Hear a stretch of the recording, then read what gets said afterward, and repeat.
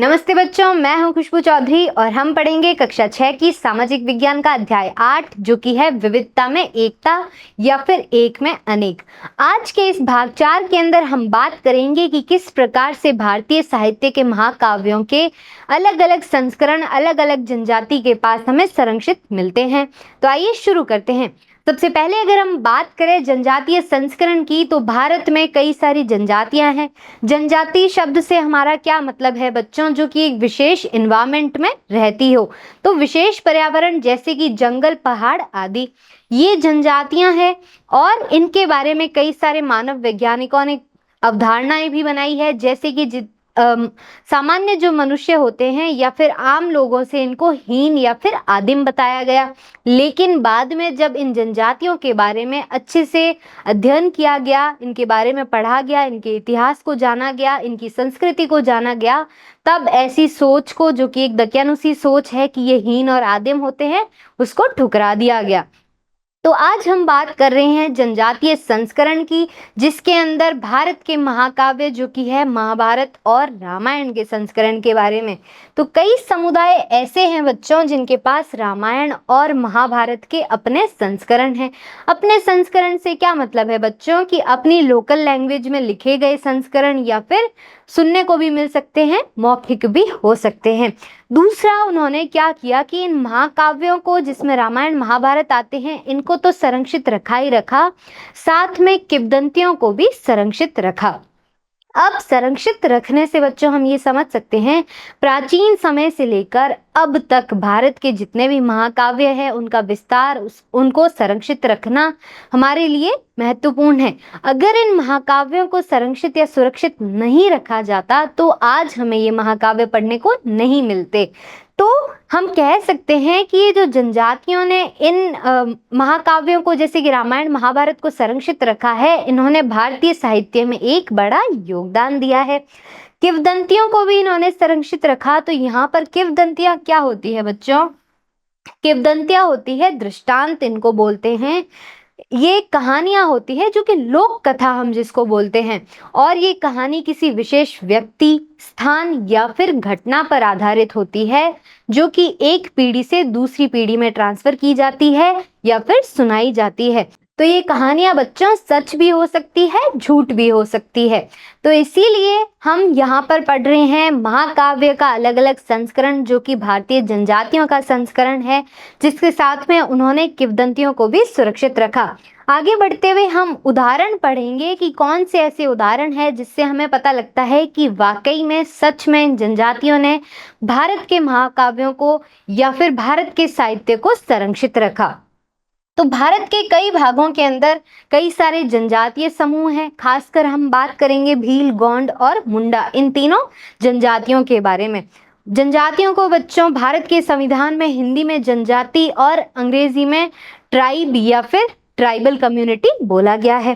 तो ये जो भील, गोंड, मुंडा ट्राइबल कम्युनिटी है, इनके बारे में यहाँ पर हम बात करेंगे। और भारत के पूर्वोत्तर और हिमालय क्षेत्रों के अंदर, जिसमें कश्मीर भी आता है, अधिकांश जनजातियां इन दो महाकाव्यों का अपना संस्करण रखती है या फिर प्राचीन समय से रखती आई है। तो ये जनजातियां हैं भील, गोंड, मुंडा। भील हमें राजस्थान आदि में भी देखने को मिलते हैं। गोंड, मुंडा ये सभी पूर्वी भारत के अंदर ये जनजातियां हमें देखने को मिलती है, जैसे कि पूर्वी राज्य हो गए, असम, अरुणाचल प्रदेश आदि, मेघालय, त्रिपुरा। और भारत के पूर्वोत्तर हिमालयी क्षेत्रों में, जिसमें कश्मीर आ गया, हरियाणा, पंजाब, उत्तराखंड आदि, यहाँ पर भी इनके अपने अपने संस्करण हैं। तो ये जो जनजातियां हैं, इन्होंने साहित्य को सुरक्षित रखा है। दूसरा, मौखिक रूप से प्रसारित हुए। पहले बच्चों इंसान ने लिखना कब सीखा? 6000 वर्ष पहले। लेकिन तब भी टेक्नोलॉजी या तकनीक इतनी ज्यादा नहीं थी, हमारे पास पेपर नहीं थे, इसलिए जो लेखन होता था वो पत्थरों पर होता था, लकड़ी पर या फिर ताड़पत्र, पांडुलिपि आदि पर होता था। इसीलिए लेखन इतना आम नहीं था, लेकिन ये शुरू हुआ था लगभग 6000 वर्ष पहले। तो उस समय पर बच्चों क्या होता था? मौखिक रूप से हर कथा, कहानी या फिर वेद भी, अगर हम बात करें वेदों की, तो वो भी मौखिक रूप से याद किए जाते थे और पीढ़ी दर पीढ़ी आगे पास किए जाते थे, सुनाए जाते थे। तो ये मौखिक रूप से प्रसारित हुए थे सबसे पहले महाकाव्य। किंवदंतियों के साथ में, जो कि लोक कथाएं होती है किसी स्थान, व्यक्ति या फिर घटना के बारे में। रामायण और महाभारत से जुड़े हुए जितने भी पात्र हैं, जितने भी उसके कैरेक्टर्स हम बोलेंगे, उनकी जनजातियों से संबंधित वो क्षेत्र में आए। तो हम कह सकते हैं कि इन जनजातियों ने या फिर इन जनजातियां जिस क्षेत्र के अंदर रहती है, उन्होंने रामायण और महाभारत से जुड़े हुए जितने भी संस्करण हैं, जितनी भी कहानियां हैं, उनको चाहे मौखिक रूप में हो चाहे लिखित रूप में हो, उसको संरक्षित रखा। दूसरा हम बात करेंगे मानव वैज्ञानिक के सिंह के एक कथन के बारे में, जो कि रामायण के विषय में भी कहा जा सकता है। ये कथन कहता है कि लोक कथाओं के अनुसार इस देश में शायद ही ऐसा कोई स्थान हो जहां पर महानायक पांडव नहीं गए हो। तो ये के सिंह का कहना है कि महानायक पांडव हर स्थान पर गए हैं, ऐसा कोई स्थान उन्होंने नहीं छोड़ा जहां पर वो नहीं गए हैं। जिसका क्या अर्थ है कि महाभारत, जिसके अंदर हमने कौरवों और पांडवों की कथा पढ़ी थी या फिर कथा के बारे में जानने को मिलता है, तो महाभारत पूरे भारत के हर स्थान में अलग अलग जगह पर गई है या फिर उसके अलग अलग संस्करण मिलते हैं। इसीलिए इन्होंने ये बोला था कि पांडव ने ऐसा कोई स्थान नहीं छोड़ा पूरे भारत के अंदर जहां पर वो गए नहीं हो। सदियों से इन दो महाकाव्यों ने भारत और एशिया के कई हिस्सों में सांस्कृतिक सूत्र के गहन तंत्र को विकसित किया। तो ये जो महाकाव्य है रामायण और महाभारत, इन्होंने सांस्कृतिक सूत्र को बनाए रखा या फिर उसके गहन तंत्र को विकसित रखा। यह विविधता में एकता को दर्शाता है। कैसे रामायण और महाभारत, जो कि भारत के महाकाव्य है, इनके अलग अलग भाषा में संस्करण मिलना या फिर अलग अलग जनजातियों में, अलग अलग राज्यों में, अलग अलग क्षेत्रों के अंदर, चाहे वो भूदृश्य के आधार पर हो, अपने अपने संस्करण मिले हैं। जिससे हम ये कह सकते हैं कि ये जो तंत्र है, सांस्कृतिक तंत्र जिसको हम बोलते हैं, वो बना रहा प्राचीन समय से लेकर आज तक के समय तक। इसीलिए हम ये कह सकते हैं कि भारत विविधता में समृद्ध है या फिर भारत देश महान है, जिसमें विविधता में एकता देखने को मिलती है। तो अगर हम बात करें भारतीय संस्कृति की, तो जैसा कि मैंने अभी बोला, विविधता को समृद्ध रूप में माना जाता है या फिर मनाता है ये भारतीय संस्कृति का कल्चर या फिर भारतीय संस्कृति। विविधता को पोषित करने वाली अंतर्निहित एकता को बनाए रखती है ये भारतीय संस्कृति। तो ये जो महाकाव्य है, कथाएं हो गई, चाहे लोक कथाएं, लघु कथाएं हो गई, ये सारी हमारे भारतीय साहित्य के अंदर प्राचीन समय से लेकर आज तक महत्वपूर्ण रोल अदा करती है या फिर महत्वपूर्ण भूमिका निभाती है।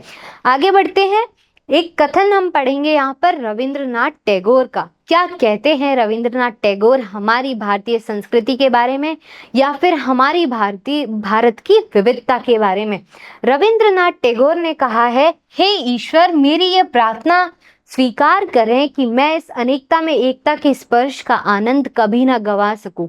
इन्होंने बोला है कि भगवान से इन्होंने प्रार्थना करी है, विनती करी है कि अनेकताओं में एकता के स्पर्श का आनंद जो कि इन्हें भारत में मिलता है, वो इसको कभी गवा ना पाए।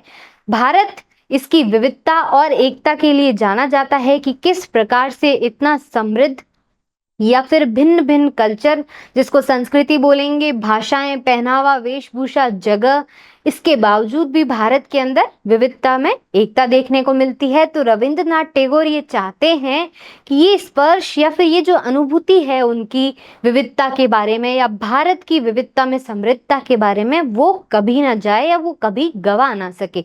दूसरा कथन हम पढ़ेंगे बच्चों श्री अरबिंदो का। श्री अरबिंदो क्या कहते हैं, विविधता में एकता का सिद्धांत। ये भी भारत के बारे में इन्होंने बोला है कि विविधता में जो एकता का सिद्धांत है वो सदैव से भारत के लिए स्वाभाविक रहा है।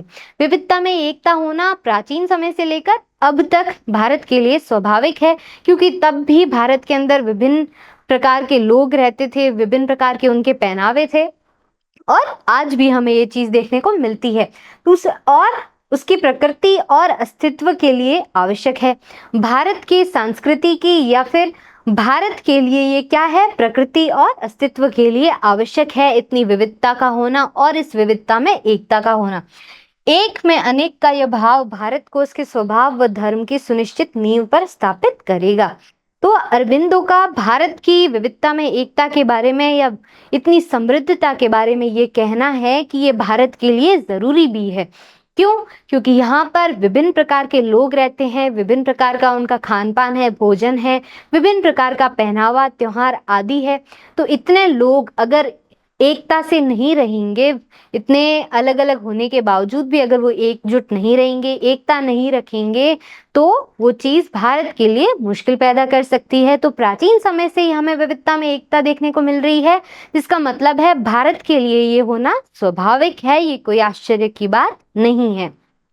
तो बच्चों, हमने इस पाठ में क्या जाना कि भारत के महाकाव्य, खासकर हमने बात की थी महाकाव्यों की, पंचतंत्र और लोक कथाओं के अलावा रामायण और महाभारत की, जो कि भारत के दो महाकाव्य है, उनके अलग अलग संस्करण हमें अलग अलग जनजाति जैसे कि गौंड, मुंडा आदि, भील, इनके अपने अपने संस्करण है, किस प्रकार से उन्होंने उस समय से लेकर अब तक इन संस्करणों को संरक्षित रखा और भारतीय साहित्य में कैसे इन्होंने अपना योगदान दिया।